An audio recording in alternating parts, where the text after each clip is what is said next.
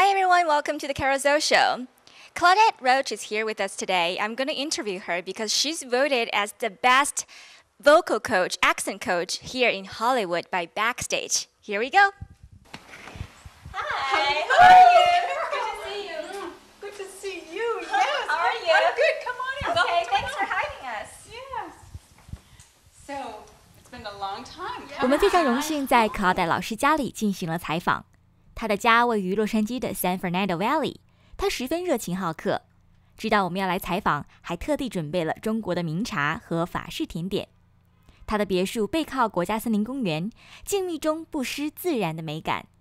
今天他将对中国学生的英语发音问题进行一一解答。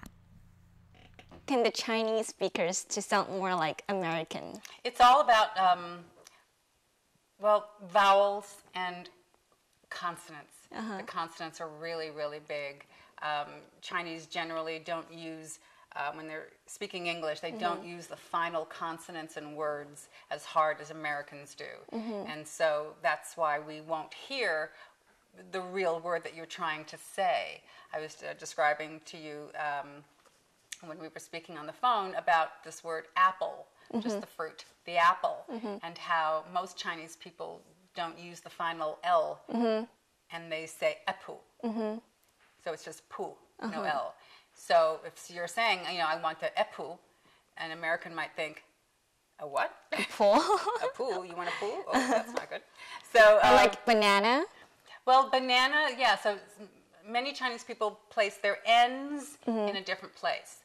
Making a B can be a problem. So a word like banana, because we're placing it so far, the tongue is so far forward, that for some Chinese people, it's a little hard to get that tongue there. The ng, sound is more prevalent in Chinese. So if I'm saying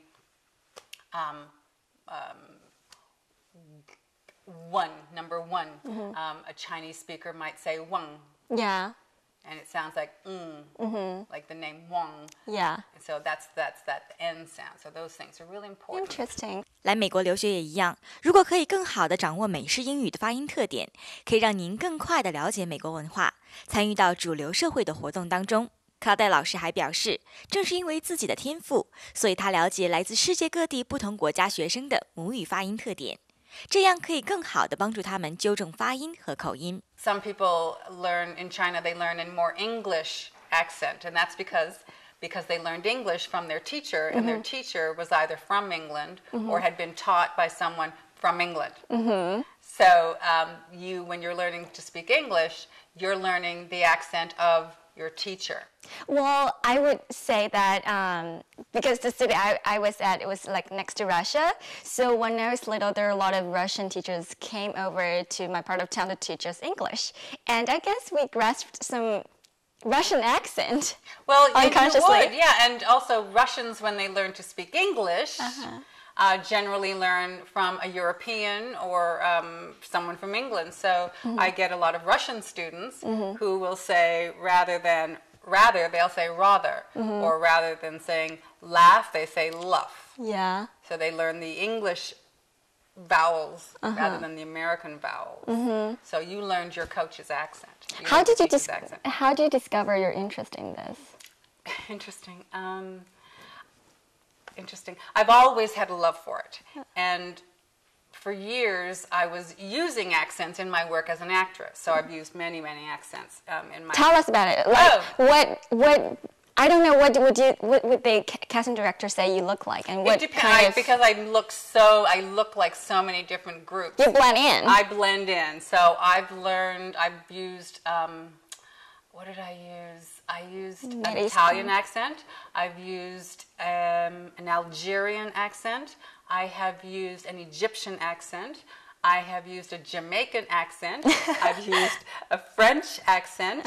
I've used South African accent.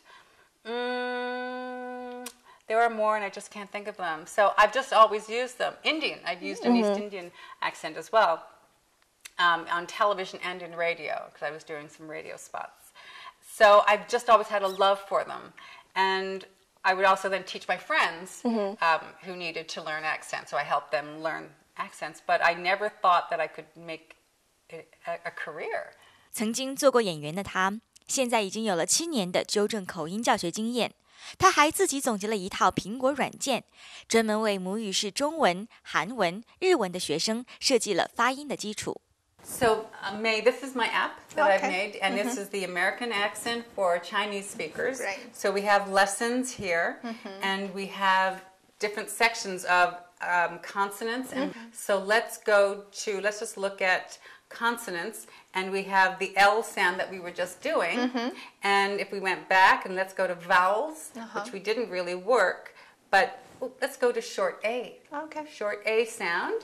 这套软件您可以在 iPhone 或者是 iPad 上面免费下载，你也不妨试用一下哦。